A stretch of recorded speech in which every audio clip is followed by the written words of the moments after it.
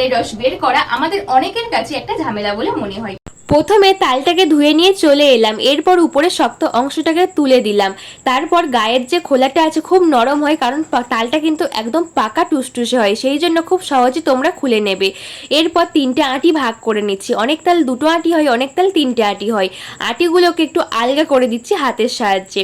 নেব কাঁচি। হ্যাঁ বন্ধুরা, কাঁচির সাহায্যে সেকেন্ডের মধ্যে তাল থেকে তালের রস বের করতে পারবে। তালের যে ছিবড়া হয় সেই ছিবড়াগুলোকে আমি কাঁচির সাহায্যে কেটে বাদ দিয়ে দিচ্ছি। এক গাবলা হয়েছে, আর এইভাবে কিন্তু তিনটে আঁটি থেকে তালের ছিবড়া বের করা হয়ে গেছে। অল্প জল দিয়ে একটু ভালো করে চটকে নেব। তারপর একটা গাবলার মধ্যে নেব নেট। আমাদের অনেকের বাড়িতে মশারি ছেঁড়া থাকে, নেট থাকে।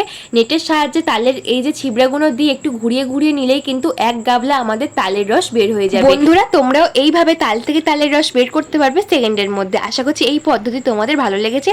কেমন লাগলো কমেন্ট করে জানিও। টাটা সবাইকে।